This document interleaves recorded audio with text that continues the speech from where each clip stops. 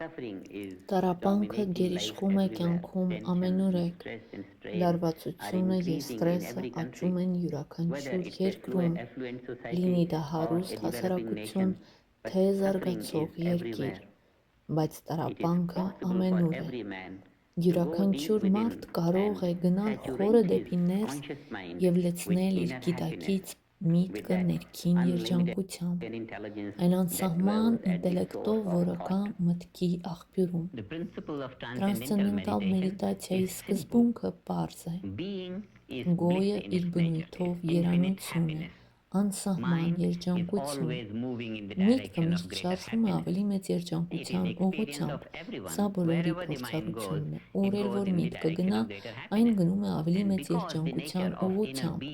և քանի որ ներքին գոյի բնույթը երանություն է, անսահման երջանկություն, հետևաբար տրանսցենդենտալ մեդիտացիայի ժամանակ միտքը այդ ներքին ուղղությունն է ընտրում ամենաինքնաբուխ ձևով։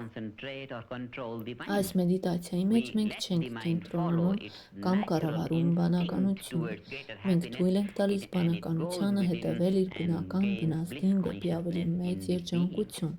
և այն գնում է ներս և ձեռք է բերում երանության գիտակցություն գոյի մեջ։ Տեխնիկան հետևյալն է. մենք վերցնում ենք մեզ համապատասխան մի հատուկ միտք, որը կոչվում է մանտրա կամ մեզ հարմար հնչյուն, որը մենք ստանում ենք տրանսցենդենտալ մեդիտացիայի վերապատրաստված ուսուցչից։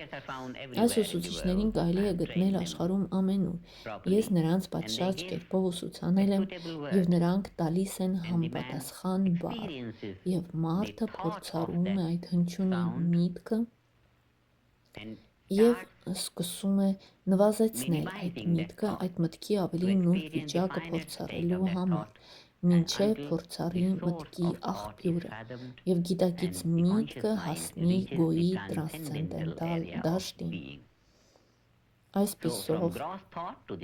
բացահայտ մտքից մինչև մտքի նուրբ վիճակ, ապա ավելի նիրբից մինչև նրբագույն վիճակ,